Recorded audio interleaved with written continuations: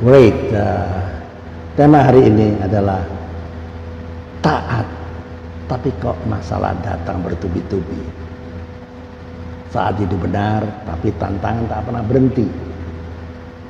Taat bukan berarti bebas masalah, tapi Tuhan sedang siapkan sesuatu. Welcome back in this Andre Sabat channel, my quality time with Jesus.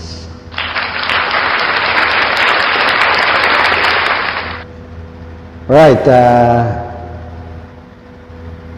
pernah gak sih Anda berpikir begini ya, Tuhan, saya kan udah taat sama firman Anda, firman-Mu Tuhan, saya sudah berdoa, saya sudah pelayanan, saya hidup benar, saya hidup taat, tapi kok masalah justru datang bertubi-tubi seperti paket kilat tanpa ongkos kirim.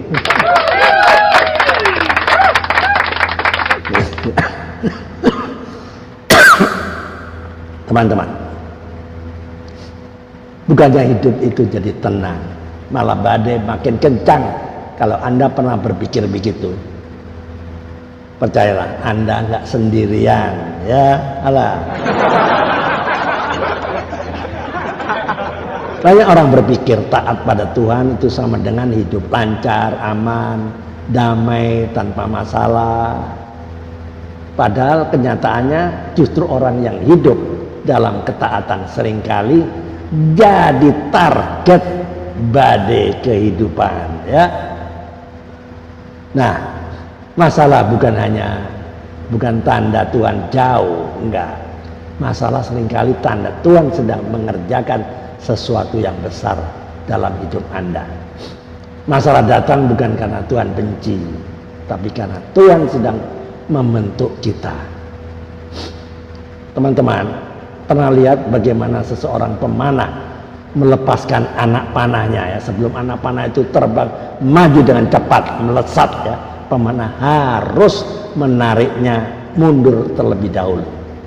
Semakin jauh anak panah itu ditarik ke belakang, semakin jauh dan semakin kuat pula ia melesat ke depan. Begitu juga dengan kehidupan orang percaya, ya. Kadang saat kita sudah hidup taat, hidup benar, Tuhan izinkan kita seperti ditarik mundur oleh masalah. Kita merasa makin ditekan, makin tertahan, padahal sebenarnya Tuhan sedang bersiap untuk melontarkan kita ke arah rencana besarnya.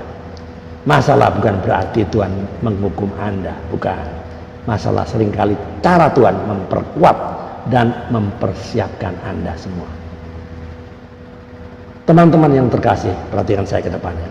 Bayangkan seorang anak muda namanya Nando.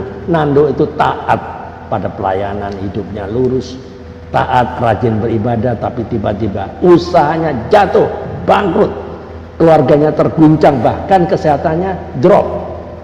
Dia berkata, Tuhan, saya kan sudah lakukan bagian saya, kenapa semua ini justru terjadi?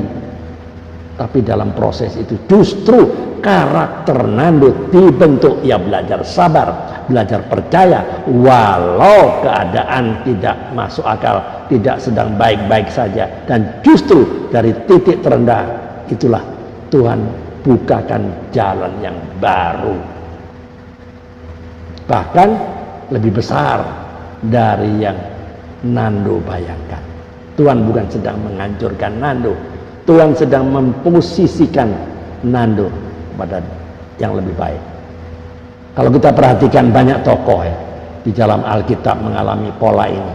Harus masuk penjara sebelum masuk istana, dikejar-kejar musuh sebelum duduk di tahta, harus memikul salib sebelum kemudian kebangkitan. Masalah bukan tanda Tuhan membenci, tapi tanda Tuhan sedang menyiapkan lompatan rohani dalam hidup kita. Teman-teman yang terkasih, bayangkan ada seorang anak muda, sebut saja namanya Raka.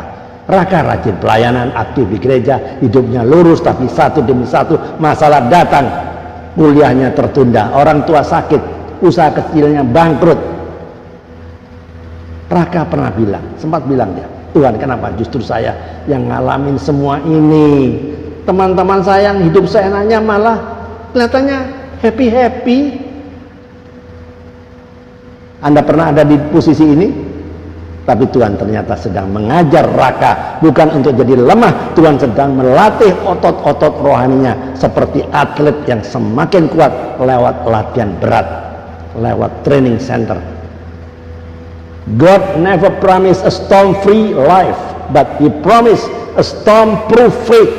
Tuhan tidak pernah menjanjikan hidup bebas dari badai, tapi Dia menjanjikan iman yang tahan badai. Wow, keren. Your greatest growth often comes from your deepest pain.